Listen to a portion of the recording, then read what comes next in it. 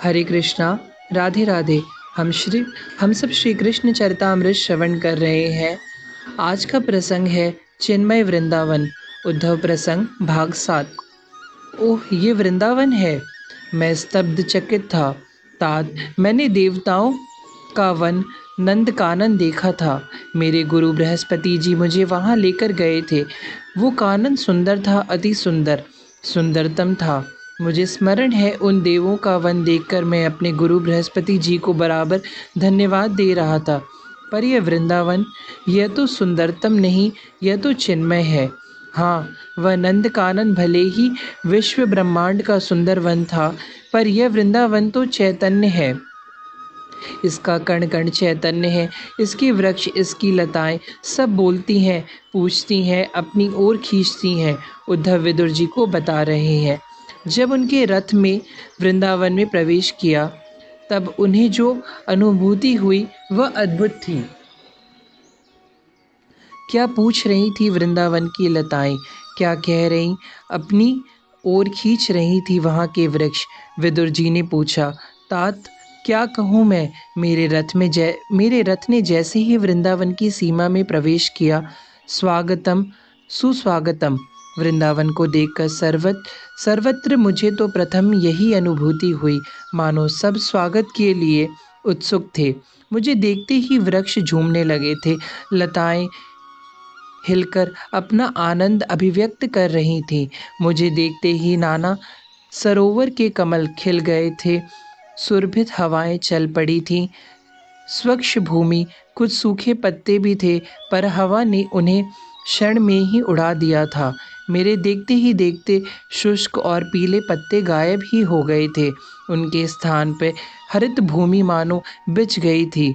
मैं जिधर देख रहा था, उधर ही हरितमा के सिवा और कुछ नहीं दिखाई दे रहा था। उद्धव विदुर जी को आगे बताते हैं, तात मैं जब धीरे धीरे आगे बढ़ रहा था, पर उसी समय मेरे कंधे पर कनकलता झुक गई थी। उस समय न वायु का चलना था, न किसी ने झुकाया था।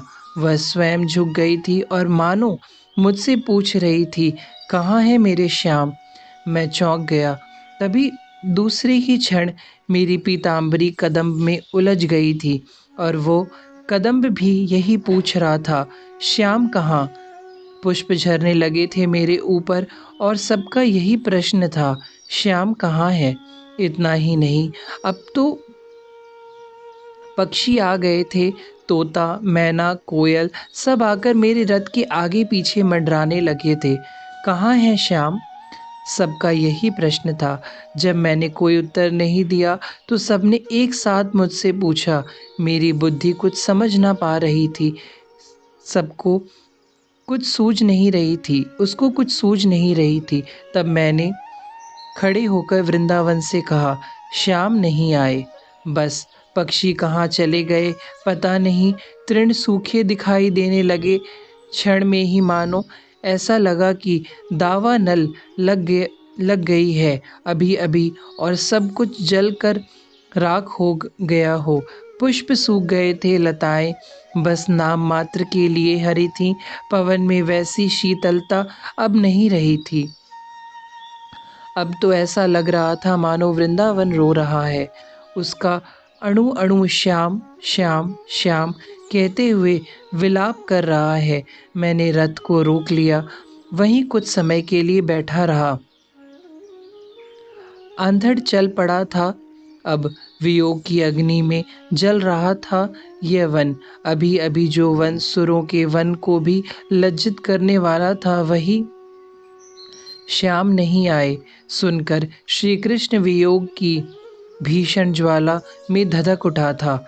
लंबी सांस खींची उद्धव ने, फिर आगे बढ़ते हुए बोले, यह वृंदावन की स्थिति थी। फिर ग्वालों की, गोपियों की, मैया, बाबा, श्री राधा रानी, इनका वर्णन तो असंभव ही है। हंसे उद्धव, तात मेरा ज्ञान गर्व तो नहीं से गलित होना शुरू हो गया था। मैं बहुत देर तक वृंदावन को देखता रहा। मथुरा में कैसा है मेरा श्याम? यह प्रश्न इस वन के अधिदेव की थी अब, यानी वृंदा देवी की। मैं रथ में उठकर खड़ा हो गया। ठीक है, मैं इतना ही बोल सका, पर यह क्या आकाश में बादल में छा गए थे एकाएक और वर्षा होने लगी थी। यहाँ ऋतुएं क्षण क्षण में बदल रही थीं। यह क्या है? यह वर्षा क्यों? यह वृंदा देवी के आंसू हैं। यह बात किसने कही मुझे पता नहीं चला, पर किसी वृक्ष या लता ने ही यह कहा था। उफ, सच इस प्रेम नगरी की डगर बहुत कठिन है। ज्ञान सरल है, पर यह प्रेम बड़ा कठिन है। फिर इस प्रेम नगरी की बात, वहाँ तो बुद्धि से नहीं चला जा सकता था। वृंदावन, वृंदावन, मेरो वृंदावन। और मैं क्या कहूँ तात। हरे कृष्णा, राधे राधे।